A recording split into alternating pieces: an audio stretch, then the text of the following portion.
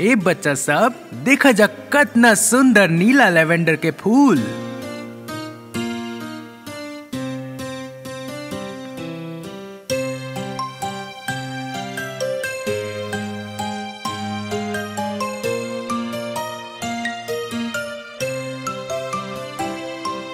Lavender नीला डिली डिली लेवेंडर हरा, जब हम होइम राजा डिली डिली तू होई पुरानी।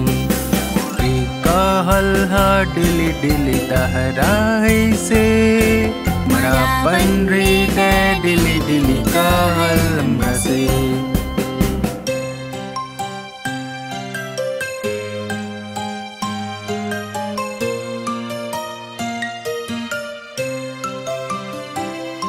बुलावा लोग के डिली डिली करे के काम, कुछ के दाल डिली डिली कुछ के कुदाल।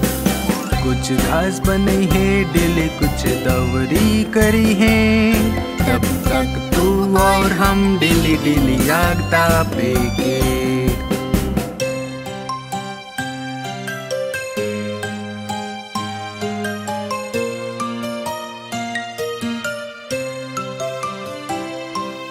अगर लागुल ठंडा डिली डिली हो सकेला, तू ठीक हो जेबू डिली डिली पानी डाल के।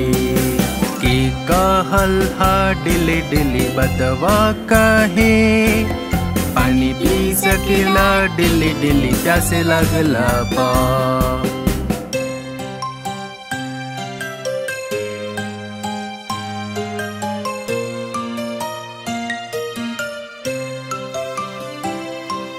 लेवेंडर नीला डिली डिली लेवेंडर हरा, जब हम होइम राजा डिली डिली तू होई पुरानी।